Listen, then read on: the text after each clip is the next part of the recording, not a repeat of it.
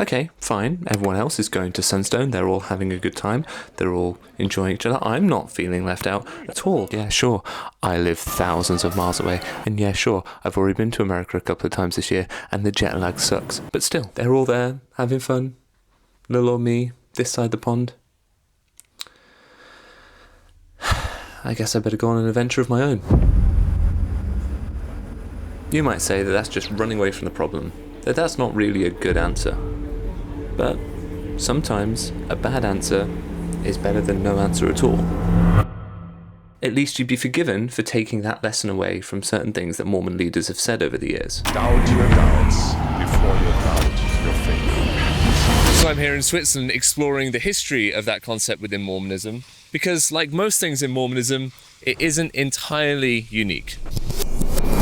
We've begun to explore in recent videos that in 1922, senior leaders of the Mormon Church held a series of meetings where they discussed the most common criticisms and the hardest criticisms of the Book of Mormon as a historical text. Shall we boldly acknowledge the difficulties in the case, confess that the evidences and conclusions of the authorities are against us? What will the effect be upon our youth of such a confession of inability to give a more reasonable answer to the question submitted and the awaiting of proof for final vindication? Will not the hoped-for proof deferred indeed make the heart sick? The answer instead seems to be none of the above.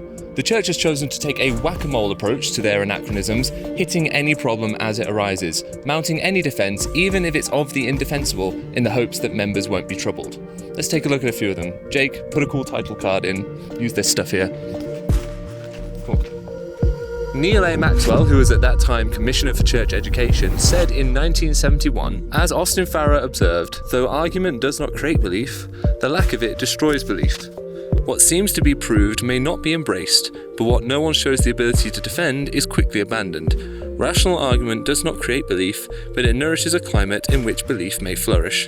Neil A. Maxwell was a big fan of this quote and its underlying message. He first quoted it in his book, A More Excellent Way, just 1 year after its publication by Farrer in 1966. He would go on to quote it several more times, and Dan A. Jokes would quote it in a 2002 dinner with church apologists. Though argument does not create conviction, the lack of it destroys belief. What seems to be proved may not be embraced, but what no one shows the ability to defend is quickly abandoned. Rational argument does not create belief, but it maintains a climate in which belief may flourish. He swaps belief for the word conviction, but otherwise quotes Farrer word for word. So here's what all that adds up to. Mount a defence.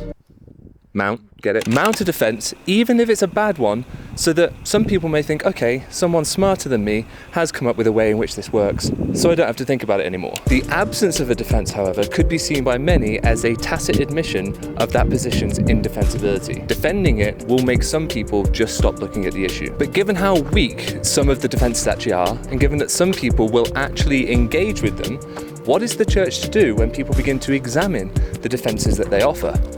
What should they do? They should come to a chocolate factory. I'm sorry if this seems too glib, but to be honest, if they were to make a teapot out of this stuff, it would be about as useful as the defences that apologists sometimes have to offer. It is good chocolate though.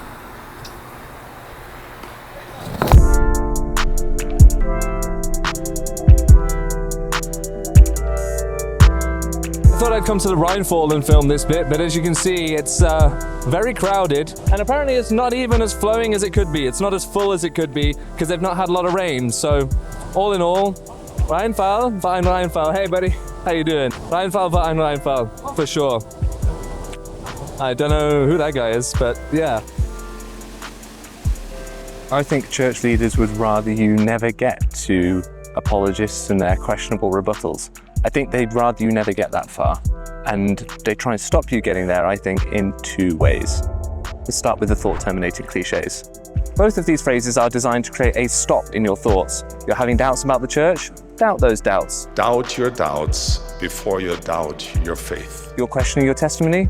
Think celestial. When someone you love attacks truth, think celestial and don't question your testimony. These are little things you can do to stop yourself following that train of thought. Sometimes it's really useful to have a thought-terminating cliche. Like when you're here, on the side of a Swiss mountain, leaning out and going, it's perfectly safe. I'm being safe, Mum. I'm strapped in. I'm not going to fall to my death is an example of a reasonable thought-terminating cliche. This mantra stops the irrational fears and allows me to make progress. The problem is, questions about your faith aren't irrational. They don't need to be stopped. And surely if your religious faith is true, then it can bear any scrutiny that you might be able to put on it. But again, it would seem that church leaders don't want you to engage with any scrutiny of their truth claims, and so they will do their best to keep you away from sources of it. Rather than let people engage with information that challenges the church's truth claims, church leaders would rather you just don't engage with that information at all. In fact, they instruct you not to. They do so by poisoning the well. They actively speak against podcasts and against people who are not of the Mormon faith as sources of information that can't be trusted. An abundance of speculation and false information in podcasts and on social media surround us.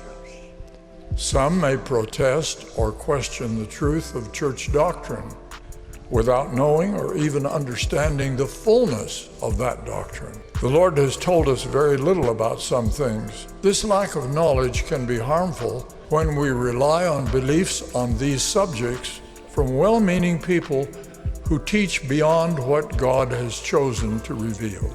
Never take counsel from those who do not believe. Seek guidance from voices you can trust, from prophets, seers, and revelators, and from the whisperings of the Holy Ghost, who will show unto you the things what ye should do. So how do I land this video? Well, I think actually Switzerland's the perfect backdrop for it in some ways, because Switzerland is a beautiful country, but also they're incredibly well prepared. This country is covered in bunkers and tunnels and fallout shelters. They will do everything they can to stay out of a war. In fact, there's posters up right now saying yes to Swiss neutrality, no to war. And yet, if they go to war, they're incredibly well prepared. They do mandatory military service, people keep hold of their rifle, and they will fight guerrilla war in the mountains to the last man, probably. And I think that relates to the church. Still, they're trying to stay out of the fight. They're trying to keep you away from the information. They're trying to stay out of it. But I think, unlike the Swiss, they weren't prepared for the internet. They weren't ready for when the information came out, for when the truth came out. And so now they're floundering. And now they're trying to give any defense, even if it's not a good one, just so that they can say they defended it, and just so it deters some people from leaving.